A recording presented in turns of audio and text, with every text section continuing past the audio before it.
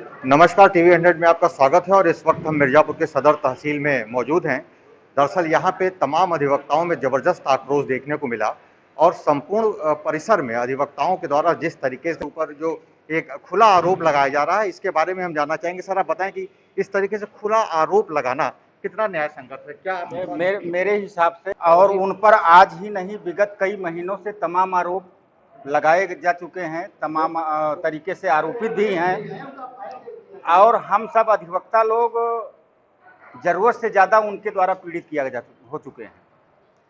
भ्रष्टाचार उनके द्वारा खत्म नहीं किया जा रहा है।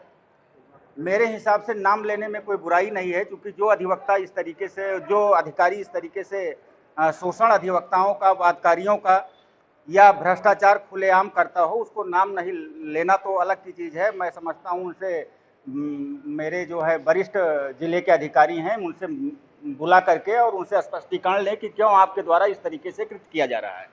दरअसल होता क्या है कि जब एक न्यायिक व्यवस्था पर भरोसा रखने वाला, न्यायिक प्रक्रिया का स्तंभ, जब न्यायिक प्रक्रिया पर भरोसा उठ जाए तब नारेबाजी और प्रदर्शन जैसे चीजों का प्रयोग करते हैं। हम जानना चाहेंगे आपसे कि सर, आप ये बताएं कि क्या आप लोग लिखा पढ़ी पर भरोसा हट गया है कि जो आपको आम व्यक्ति की तरह चिल्लाना और प्रदर्शन करना पड़ रहा है? मैं अधिवक्ता संघ का संरक्षक हूँ तहसील का। मैं लिखा पढ़ी करते करते अब मिलते मिलते हम लोग थक चुके हैं। मुख्यमंत्री को हमने पत्रक दिया, राजस्व परिषद बोर्ड को भी पत्रक दिया हूँ। इतना भ्रष्टतम कार्य किया जा रहा है कि गरीब आदमियों का जमीन फर्जी तरीके से सांसदों के नाम से दर्ज कर दिया गया है। सारा फाइलें चल रहे हैं, प्रमाण है। फर्जी वसीयत के आधार पर किसी का जमीन किसी के नाम ट्रांसफर कर दे रहा है, 1 लाख 2 लाख 4 लाख रुपए लेकर के। तो इस तरीके से मिर्जापुर की वादकारी और वकील एकदम पीड़ित हैं, त्रस्त हैं हर तरीके से, जो कि कार्यवाही बाध्य है कार्रवाई करने के लिए। कब तक आप लोग ये नारेबाजी और प्रदर्शन करेंगे? क्या जब तक हमारे अधिवक्ता संघ तहसील बार के अधिवक्ताओं का समस्या का समाधान नहीं होता है, इनको जिले से बाहर नहीं भेजा जाता है, तो मैं इम्तियाज अली, मैं यहाँ पे सचिव हूँ और मैं ये अनावरत ये जो है कि लगातार इसका विरोध करता रहूँगा और मेरे संघ भी साथ में साथ देगी। और इनको जिले से बाहर जब तक नहीं भेजा जाता है तब तक हम लोग ऐसे ही अनवरत अनशन करते रहेंगे, धरना देते रहेंगे और जरूरत पड़ेगी तो आगे तक हम लोग घेराव तक करेंगे जिले तक। क्या आपको लगता है कि जो है इतना न्याय संगत जिला प्रशासन तमाम मुद्दे को निपटाता आ रहा है, क्या आपके इस मुद्दे को जिलाधिकारी लेवल पर क्या पहुंचाया गया है? जी सर, हमारी मांग 10-15 दिन पहले ही जिलाधिकारी महोदय को पत्रक दिया गया और IGRS के माध्यम से मुख्यमंत्री महोदय को भी दिया गया, लेकिन शासन प्रशासन की तरफ से आज तक कोई कार्रवाई यहाँ पर नहीं हुई और घूसखोरी और भ्रष्टाचारी तहसील सदर में चरम सीमा पर है।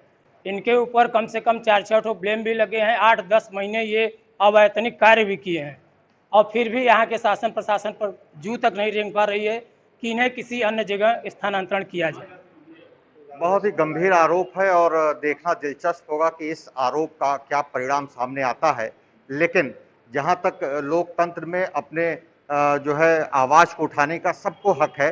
सर, हम आपसे अंतिम बयान जानना चाहेंगे। इस पूरे घटनाक्रम को आप कैसे देखते हैं? क्या संवैधानिक संकट की स्थिति उत्पन्न हो रही है? संवैधानिक संकट की स्थिति उस तरह उत्पन्न हो रही है कि राजस्व को जितना नुकसान हो रहा है, हमारे अधिवक्ता बंधु लोग जो सुबह किसी तरह कचहरी आते हैं कि हमारी कुछ कमाई होगी, तहसील आते हैं कुछ 2 पैसा मिलेगा, वो घर पहुंच रहे हैं तो जो लेके घर से आए वो भी खर्च करके जा रहे हैं। मतलब ये है कि उनके पास सब्जी तक के लिए पैसा नहीं हो रहा है। लॉकडाउन से लेके अब तक सरकार ने तमाम लोगों के लिए व्यवस्थाएं दी, लेकिन हमको किसी प्रकार की कोई सुविधा, पूरे अधिवक्ता समाज को किसी प्रकार की कोई सुविधा नहीं दी गई। कोरोना में मृत्यु दर भी हमको 25,000 दिया गया, तो उन्हीं को दिया गया जो नॉमिनेट थे। जो आपसे परिचित हैं उनको पैसा मिला, जो नहीं परिचित हैं वो मर गए, उनको पैसा नहीं मिला।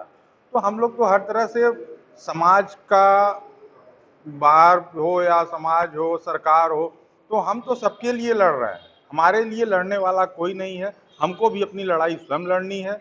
अब उसमें ये देखा जाएगा कि हमारी लड़ाई किस स्तर तक जाती है।